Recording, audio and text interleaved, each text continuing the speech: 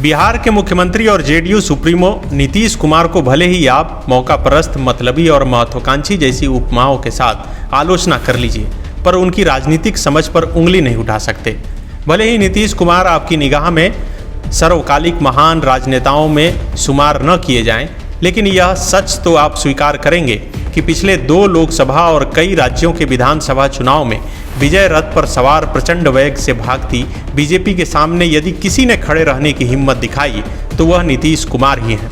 हालिया राजनीतिक हालात में अपने सुशासन बाबू के उपनाम की छाया तले ही बिहार की कुर्सी पर काबिज नीतीश कुमार मौजूदा समय में कितने प्रासंगिक हैं, यह कल पटना में एक अन्य मार्ग स्थित सीएम आवास में 15 विपक्षी दलों की बैठक ने बता दिया। गैर बीजेपी शासित राज्यों के मुख्यमंत्रियों और क्षेत्रीय दलों के शीर्ष नेताओं की मौजूदगी में आयोजित की गई इस बैठक में नीतीश कुमार का कितना बड़ा योगदान है, इसका अंदाजा ममता बनर्जी के बयान से लगाया जा सकता है। पश्चिम बंगाल की सीएम ने बैठक के बाद आयोजित प्रेस कॉन्फ्रेंस में नीतीश कुमार को यूपीए का संयोजक कहा। वहीं कांग्रेस नेता राहुल गांधी ने कहा कि हम सब के बीच कई मुद्दों पर गहरे मतभेद हैं, लेकिन बीजेपी की विचारधारा के खिलाफ यदि आज हम सब एक मंच पर हैं तो इसका क्रेडिट नीतीश कुमार को जाना चाहिए। उन्होंने कहा कि तमाम मतभेदों के बाद भी हम इस बात से सहमत हैं कि बीजेपी की नीतियों के खिलाफ हमें एक साथ आना है। गौरतलब है कि बीजेपी के मिशन 2024 के खिलाफ विपक्षी एकता का जो चेहरा दिखा, उसकी पटकथा महीनों पहले जेडीयू सुप्रीमो नीतीश कुमार ने लिखना शुरू कर दिया था। 8 अगस्त 2022 को एनडीए गठबंधन से अलग होने के बाद से ही नीतीश कुमार बीजेपी के खिलाफ मोर्चेबंदी में लग गए थे। उन्होंने महागठबंधन में शामिल होने के बाद से ही गैर बीजेपी शासित राज्यों के सीएम और क्षेत्रीय दलों के नेताओं को साथ लाने का प्रयास शुरू कर दिया था। इस सिलसिले में उन्होंने अलग अलग समय में शरद पवार, एम.के. स्टालिन, ममता बनर्जी, अरविंद केजरीवाल, केसीआर, उद्धव ठाकरे, मल्लिकार्जुन खड़गे, नवीन पटनायक और हेमंत सोरेन सरीखे नेताओं से मुलाकात की। यूपी जाकर सपा प्रमुख अखिलेश यादव से भी मिले और बीजेपी के खिलाफ एक मंच पर आने के लिए राजी किया। इस दौरान सत्ता पक्ष लगातार उन पर प्रधानमंत्री बनने की महत्वाकांक्षा पालने का आरोप लगाकर हमला बोलते रहा, लेकिन नीतीश कुमार ने यह कहकर जवाब दिया कि उनकी प्रधानमंत्री बनने की कोई इच्छा नहीं है। मकसद केवल एक है, बीजेपी को सत्ता से बाहर करना और एक धर्मनिरपेक्ष समाजवादी सरकार बनाने का प्रयास करना। और अब जबकि 23 जून को पटना में 15 विपक्षी दलों के नेता एक मंच पर आए, तो कह सकते हैं नीतीश कुमार जिस इरादे के साथ 8 महीने पहले देश भ्रमण पर निकले थे, उस लड़ाई का पहला हिस्सा उन्होंने जीत लिया है।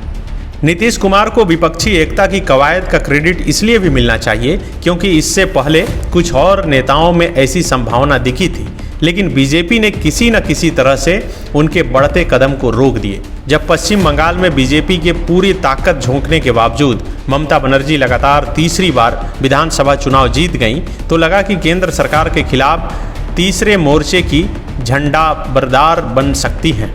लेकिन इसी बीच उनके मंत्री के खिलाफ शिक्षा घोटाला मामले में ईडी की ताबड़तोड़ कार्रवाई हुई।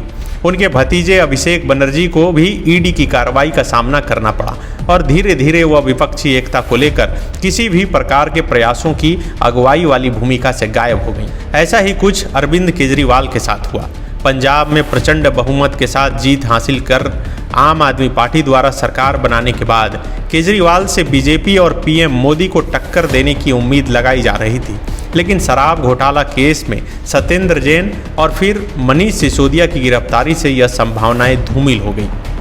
एनसीपी के शरद पवार भी कुछ दिन ऐसे प्रयास करते दिखे थे, लेकिन महाराष्ट्र की महाविकास अघाड़ी गठबंधन सरकार में एकनाथ शिंदे के नेतृत्व में शिवसेना विधायकों की बगावत और फिर उद्धव सरकार के गिरने की घटना ने पवार को आंतरिक झंझावतों को सुलझाने में ही उलझा दिया। ऐसे में अकेले नीतीश कुमार ही थे जो बीजेपी के हर प्रकार के हमलों के सामने डट कर खड़े रहे। गौरतलब है कि एनडीए से नाता तोड़कर आरजेडी से रिश्ता जोड़ने के बाद केंद्रीय एजेंसियों ने जमीन के बदले रेलवे में नौकरी केस में लालू यादव के पूरे परिवार से पूछताछ की। हाल ही में नीतीश कैबिनेट के मंत्री के करीबी व्यवसायी के यहाँ भी छापा पड़ा। इसके बावजूद Nitish Kumar Congress, NCP, National Conference, RJD, JDU, AAP, DMK DIDMK, CPI, CPI-ML, Samajwadi Party और झारखंड मुक्ति मोर्चा को एक मंच पर ले आए। यह जरूर शुरुआती जीत कही जाएगी।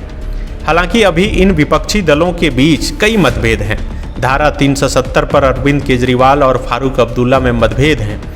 ममता बनर्जी, अरविंद केजरीवाल और अखिलेश यादव ने राहुल गांधी को विपक्षी एकता का चेहरा बनाने की बात पर खुली असहमति व्यक्त की है। दिल्ली में अधिकारियों के ट्रांसफर पोस्टिंग को लेकर केंद्र सरकार द्वारा जारी अध्यादेश के खिलाफ केजरीवाल को कांग्रेस का साथ नहीं मिल रहा है। इसके अलावा 12-13 जुलाई को शिमला में प्रस्तावित विपक्षी दलों की अगली मीटिंग में सीट बंटवारे पर भी खींचतान होगी। बीजेपी के खिलाफ विपक्षी एकता की यह कवायद अभी शुरुआती स्टेज में है। कोई नहीं जानता कि चुनाव का समय नज़दीक आते आते क्या परिस्थितियां होगी, लेकिन फिलहाल सब साथ आए और यह कहना गलत नहीं होगा कि ये नीतीश कुमार की पिछले 8 महीने की कड़ी मेहनत का परिणाम है। बायोम, जो है मेडिकल प्रिपरेशन का एकमात्र संस्थान, जहां है complete digital classrooms, video lectures, student tracking system, library facility and 100% result oriented rankers batch. Biome, Hinoo एवं नगरा टोली, Ranchi.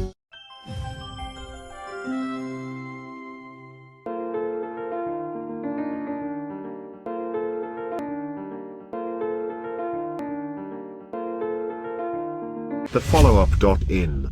Like, share, and subscribe. www.thefollowup.in